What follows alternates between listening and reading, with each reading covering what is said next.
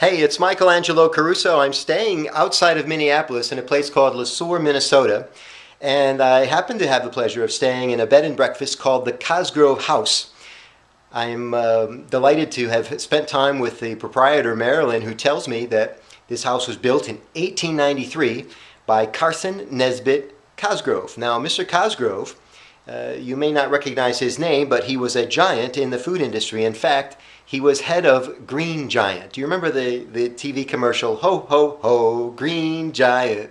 That was him. And he built this home in 1893 and lived in it for many years with his family.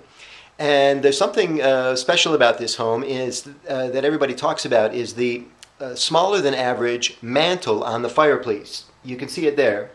And as the story goes, that Carson Nesbitt was only 5 foot 3 inches tall, and that he wanted to appear taller in portraits that were taken at the fireplace, which was the custom at the time. You'd always pose in front of your fireplace.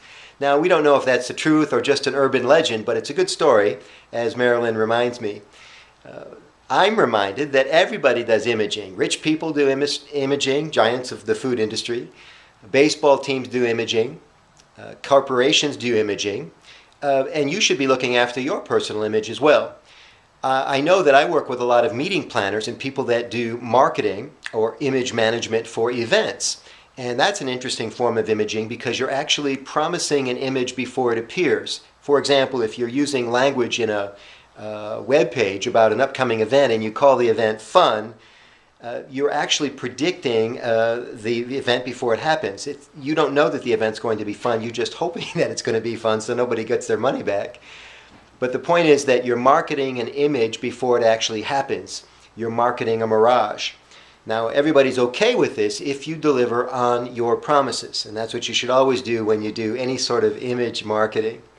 So, from the Cosgrove House here in Sueur, Minnesota, my name is Angelo Caruso. More information about image management at michelangelocaruso.com.